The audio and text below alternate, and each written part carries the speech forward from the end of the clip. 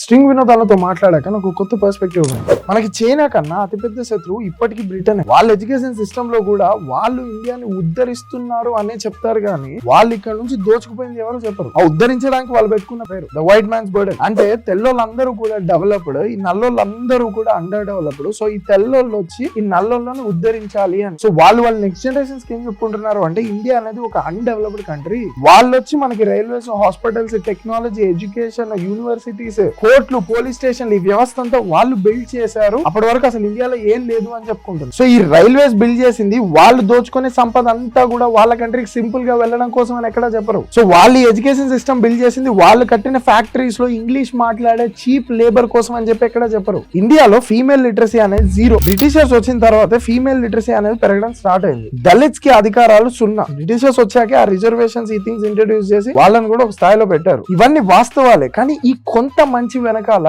ఎంతో దుర్మార్గం ఉంది, ఎంతో చెడు ఉంది. పాకిస్తాన్ ISI కి ట్రైనింగ్ ఇచ్చిందే బ్రిటన్ వాళ్ళు. ఇండియా సూపర్ పవర్ గురించి, మోదీ పరిపాలన గురించి, అండ్ మోదీ తర్వాత ఎవరు వస్తారు, అండ్ మోదీ తర్వాత ఇండియా ఎలా ఉండబోతుంది, అండ్ ఆ టెర్రరిస్టులు హిందూనే సెలెక్ట్ చేసుకొని ఎందుకు చంపారు, ఇటు వెనకాల ఆన్సర్స్ అన్ని కూడా మీకు ఆ పాడ్కాస్ట్ లో దొరుకుతాయి. ప్రతి ఒక్కరు కూడా ఆ పాడ్కాస్ట్ ఖచ్చితంగా చూడాలి. లింక్ బయోలో ఉంటుంది, అస్సలు మిస్ అవ్వకండి. పీపుల్స్ పాడ్ ఛానల్లో పాడ్కాస్ట్ ఉంటుంది.